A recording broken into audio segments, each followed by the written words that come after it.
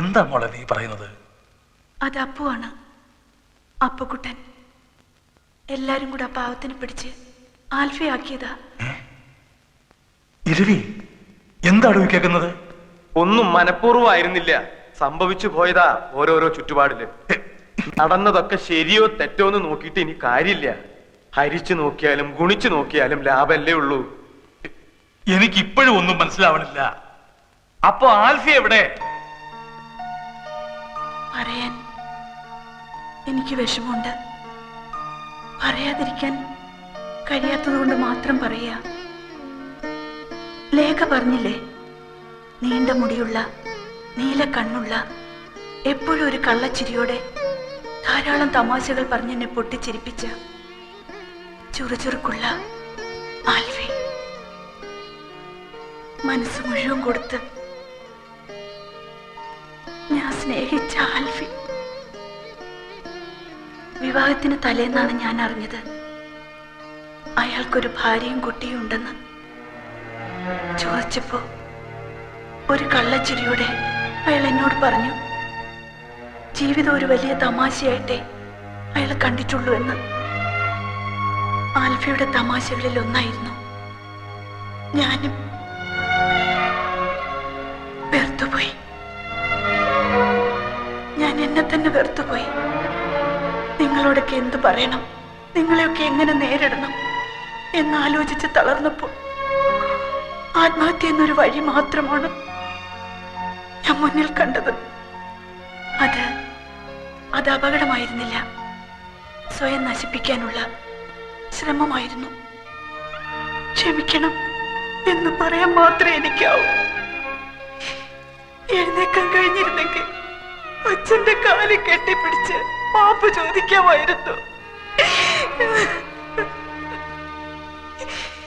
കച്ചവടം ഒന്ന് ശരിയായാല് കിട്ടുന്ന ലാഭം അപ്പപ്പോ കൊടുത്ത് ചന്ദ്രയുടെ കടം തീർക്കാം.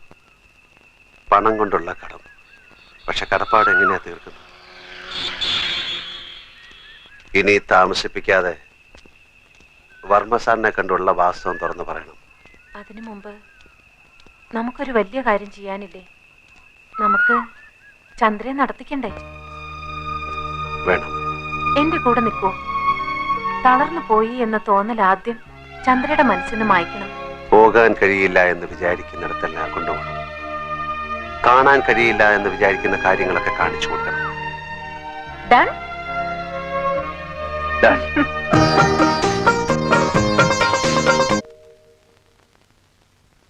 ആദ്യം തോന്നിയത് ഒന്നങ്ങ് വീക്കാനാ.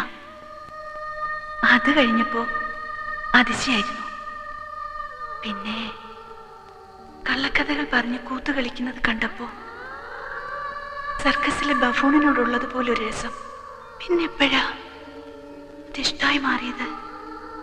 അന്ന് അപ്പോ പോയപ്പോ തിരിച്ചു വരും വരെ ആശുപത്രി ചുവരിലെ ബ്ലോക്ക് നോക്കിക്കിടന്നു. ആ സൂചികൾ ഇനിയും വേഗത്തിൽ ചുറ്റണമെന്ന് ഞാൻ ആഗ്രഹിച്ചു. അപ്പോഴെനിക്ക് മനസ്സിലായത് അപ്പൂനെ എനിക്കിഷ്ടാണെന്ന്.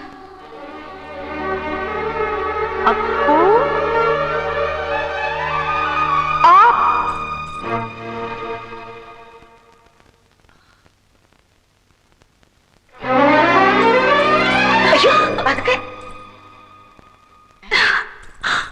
എന്തു പറ്റി പെണ്ണിന്?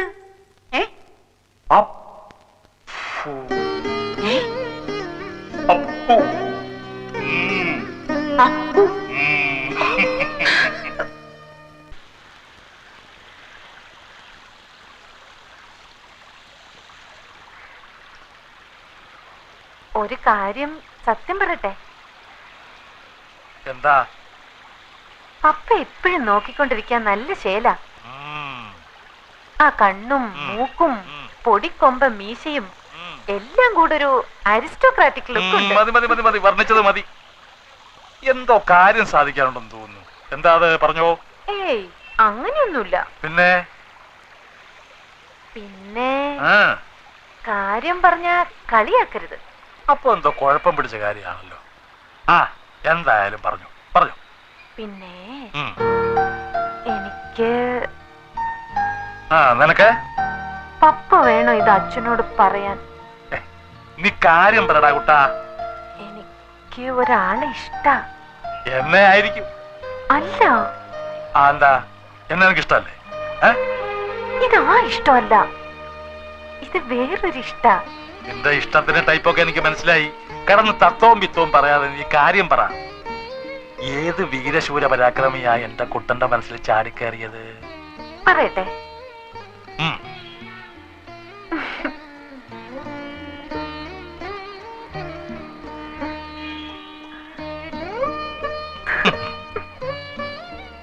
നിനക്കിഷ്ടപ്പെട്ടവൻ ഏത് മരക്കോന്തനായാലും ശരി, പാപ്പായ്ക്ക് സമ്മതം. റെഡി? ആരാ പറ. അപ്പു.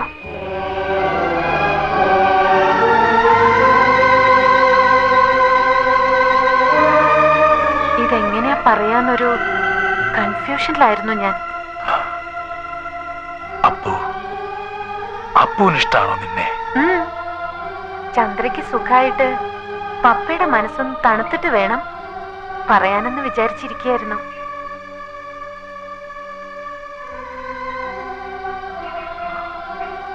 ചന്ദ്രയ്ക്കറിയോ നിങ്ങൾ തമ്മിൽ ഇഷ്ടാണെന്ന്? ആർക്കും അറിയില്ല. ആദ്യം എല്ലാ കാര്യവും ഞാൻ പപ്പയോടല്ലേ പറയാ. പപ്പയല്ലേ ഇന്ന് വരെ എന്റെ എല്ലാ ആഗ്രഹവും സാധിച്ചു തന്നിരുന്നത്. ഇനി വേണം ചന്ദ്രയോട് പറയാൻ. എന്നിട്ട് പപ്പയും ചന്ദ്രയും കൂടെ വേണം ഇരവിക്കുട്ടി പിള്ളയുടെ ചെവിയില് ഈ മന്ത്രമോതാൻ. ചന്ദ്രയോട് ഞാൻ പറയട്ടെ? ഇപ്പൊ വേണ്ട. സാധാരണ കാര്യങ്ങൾ തീരുമാനിക്കുന്ന പോലല്ലോ ഇത്. ഇക്കാര്യം ആദ്യം പറയേണ്ടത് നിന്റെ അച്ഛനോടല്ലേ. ഞാൻ ഇരവി ഒന്ന് കാണട്ടെ. അവന്റെ മനസ്സിലിപ്പോ എന്താണെന്ന് അറിയണമല്ലോ. എന്നിട്ട് മതി വേറെ ആരോടെങ്കിലും പറയുന്നത്.